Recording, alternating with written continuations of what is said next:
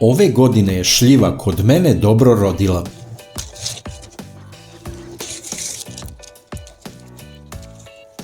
Berem sasvim zrele plodove. Sa jednog stabla sam ubrao oko 20 kg šljiva.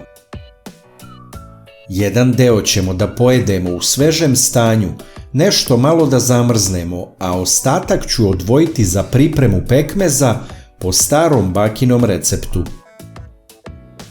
Bez obzira da li kupujete šljive ili imate svoje, potrebno je za ovaj recept da one budu sasvim zrele.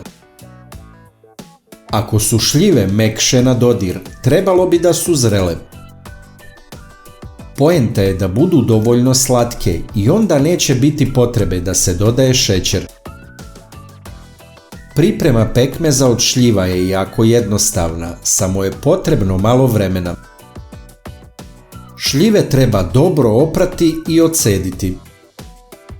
Zatim prepolovite svaku šljivu, izvadite koštice i složite u odgovarajuću posudu. Šećer ne treba stavljati kada je voće dovoljno slatko, u protivnom mora se dodati šećer. Šljive se kuvaju dugo na niskoj temperaturi uz redovno mešanje. Kada se smesa prilično zgusne, stalno treba mešati, da ne bi zagorilo. Pri kraju kuvanja se dodaje rum. Na 3 kg šljiva dodaju se 2 decilitra ruma. Rum je sastojak koji dodatno obogaćuje već lepu aromu, a ne kvari je.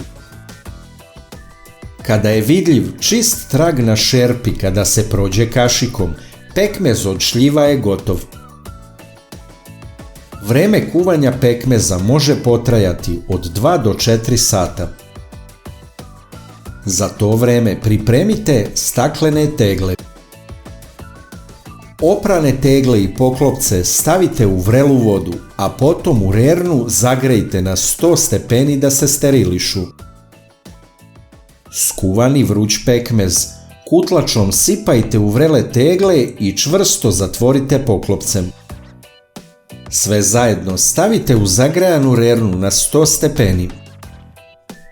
Isključite rernu i ostavite da se u njoj pekmez potpuno ohladi.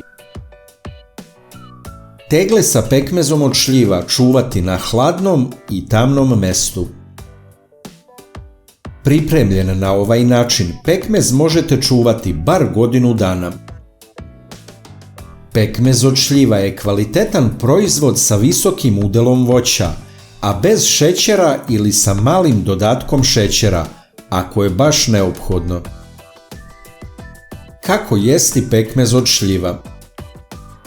Tradicionalno pekmez od šljiva se koristi kao namaz i maže se na hleb.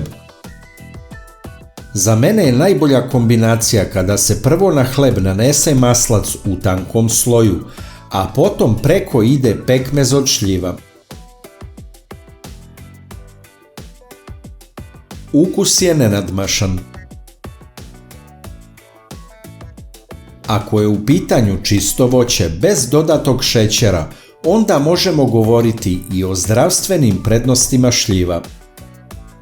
Šljive imaju nizak glikemijski indeks, a to znači da ne izazivaju nagle skokove šećera u krvi. Također sadrže vlakna koja pomažu u usporavanju apsorpcije šećera, dodatno doprinoseći stabilnom nivou šećera u krvi. Šljive daju podršku digestivnom zdravlju. Korisne su za varenje i redovno pražnjenje creva. Sadrže rastvorljiva i nerastvorljiva vlakna. Sadrže sorbitol, šećerni alkohol koji može imati laksativno dejstvo. Šljive poboljšavaju gustinu kostiju, a stručnjaci kažu posebno suve šljive. Šljive mogu doprineti zdravlju srca, tako što pomažu u snižavanju krvnog pritiska i holesterola, zbog prisustva kalijuma i vlakana. Šljive su bogate antioksidansima.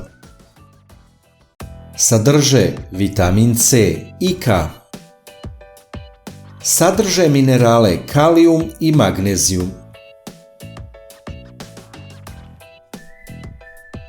Najlakši način da podržite naš rad je da lajkujete video.